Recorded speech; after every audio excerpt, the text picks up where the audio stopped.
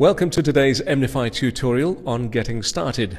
My name is Matthew Sample, and in this session I will show you how to log in for the first time into the Enterprise Portal. We will create the initial settings and we will configure our first endpoint and go online with it. So the first thing you need to do is to log in your credentials, which you will have received via email, and that's what I'm doing now. In the EMnify portal, when you log in, you'll arrive at the Quick Start screen, showing the initial actions you can take, like activating your SIM cards, for example, which we shall do in a second. On the top of the screen, you'll see the different menu options, like the dashboard, management of your endpoints, management of your SIM depository, your service and your tariff profiles, your data packages, and additional features which will be explained in other tutorials available through your local supplier. So we have received our login credentials, we are logged in, and to get online we first have to activate our SIM cards, which we have already received. With the SIM cards we will have received a letter with the so-called BIC, the batch identification code. Now with this BIC I am able to add a volume of SIM cards to my depository all at the same time, without having to enter each one manually into my account. This is very useful and time-saving. So I have a batch of 5 SIM cards and I just enter the batch identification code.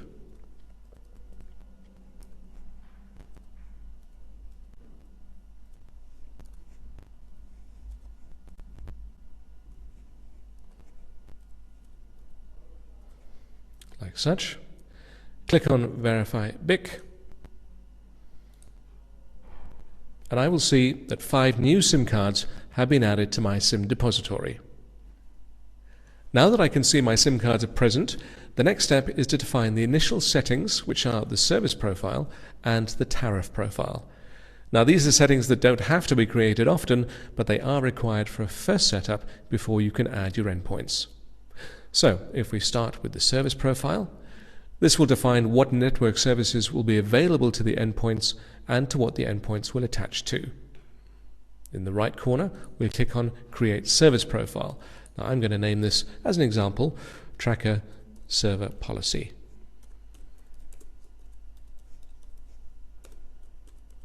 But of course, you can name it pretty much anything that you like as is relevant. In the description box, again, you can add any customized text that you choose. So I click on Create Service Profile, and we can see now that the profile is present in our list of available service profiles. I will now choose it, and here I can see in the dashboard a brief overview of the profile itself. Currently it's not being used by any of the endpoints, which makes perfect sense as we have only just created it. Clicking then on Configuration, we can then set the available network services for this endpoint. Now in this example I'm using a tracker and I don't want it to connect to 3G. So if I disable the 3G option, meaning the device can log on to only 2G. For my services I need all 3 services: short message mobile terminated, short message mobile originated, and all data services. So I go ahead and add all 3 service options into my profile.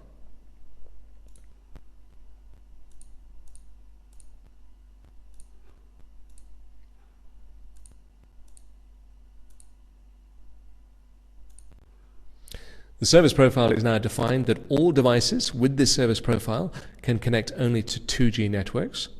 They are allowed to use all mobile terminated SMS, mobile originated SMS, and all data services. Besides these settings, I can also define certain API settings, and I can also set limits for the different services, but for now I will leave them as they are. So the next step then is to create settings on how I want to use my tariffs, which will already have been created by my provider. Again, the steps are relatively intuitive. I create a new tariff profile. In this example, it will be for the trucks that we will be tracking as they travel throughout the EU. So I'm going to type in trucks EU. Again, in the description, you can type in any customized text that you like. And in the tariff drop-down, I'm going to choose a tariff that will be made available to me and that I will have signed up with my local supplier. For me, my tariff is Pro. And with that, I click on Create Tariff Profile. And I can see the new profile in the list of available tariffs. By choosing it, I can see all of the key data associated with this tariff, and in addition to that, I have rate zones. Now, rate zones are areas of availability where my device is capable of logging into a mobile network.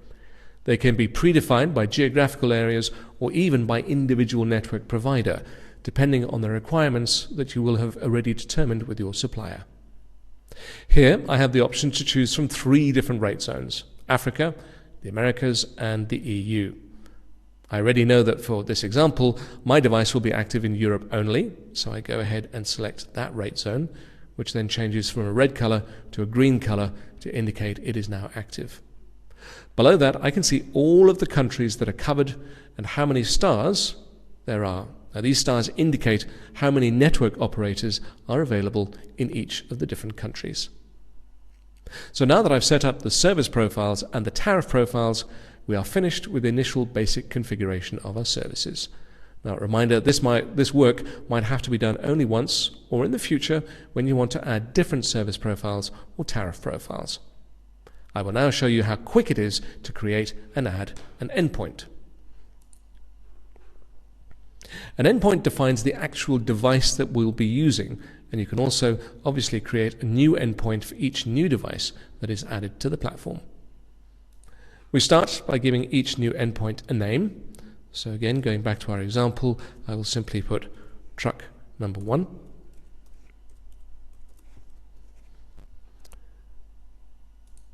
I will then choose from our list of available SIM cards that we have in our SIM depository.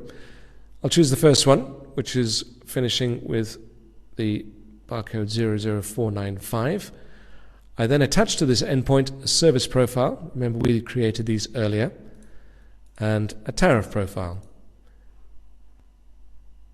In the IP address, I can either assign it with one of my choosing, or I can leave it empty, and the system will automatically assign an IP address for us.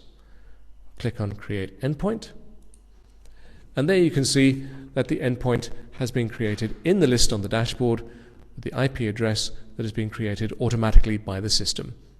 So this endpoint is now ready to be used. I've already put the SIM card into my device, and by choosing it and clicking on Stats, I can quickly check that there is no data traffic that has been generated already. So I'm ready to switch my device on, and we will be able to see shortly that the connectivity will change from the device being offline to the device being online. I can click on Details,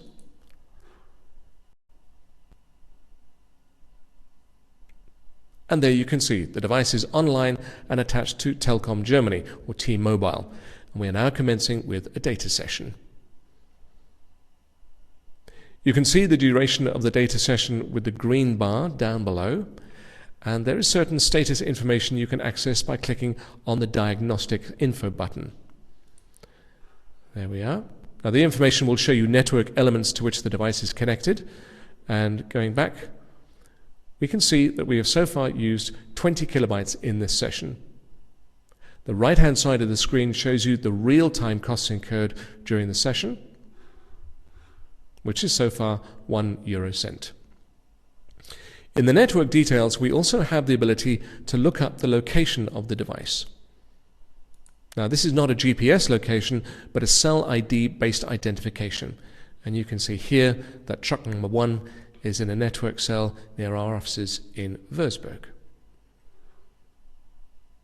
Going back to the stats table then, we can see that for any particular date, the amount of data transmitted and received, the total amount of data, and the associated costs for that data. If I click on Reload, there we can see the real-time data as it is appearing in our dashboard. To the right of that are the SMSs. Mobile terminated, that's the number of SMSs received by the device. Mobile originated, that's the number of SMSs sent by the device, the total number of SMSs received and sent, and again the cost. If we click on the SMS option, we can send an SMS through the portal to the device, which is then reflected in the dashboard.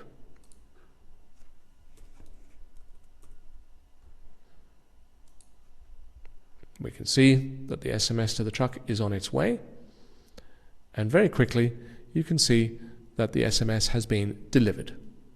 For SMS sending and receiving, we provide APIs and SMPP connections, enabling you to integrate SMS send and receive to your management systems or application. The last option on the endpoint dashboard is the configuration button. Here you have the ability to lock your endpoint to a specific EMI. Now this is a very useful security feature, as if the SIM card is removed from the device, it cannot be used in any other device. By locking the EMI, it will be rendered useless if it is removed from the device. In the overall management of your endpoint, at any moment in time, you have the ability to instantly disable your endpoint.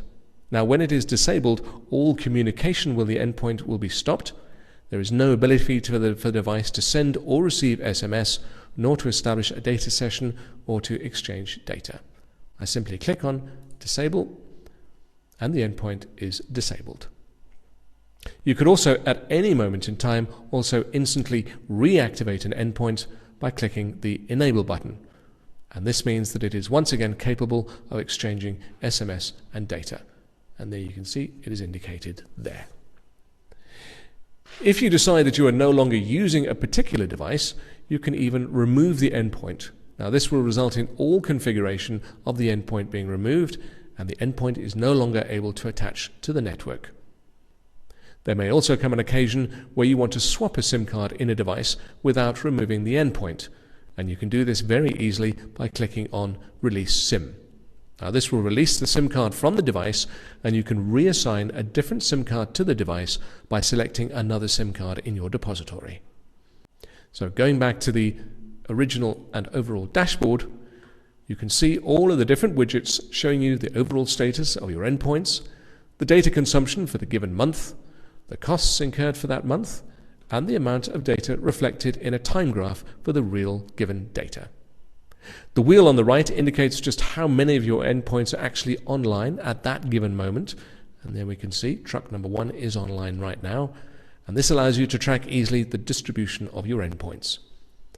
Finally, the event log below gives you real-time updates of events that have occurred within your system. Now, this gives you easy diagnostic analysis and logging of events for each of your endpoints, your connectivity status, user logins, and of course much more.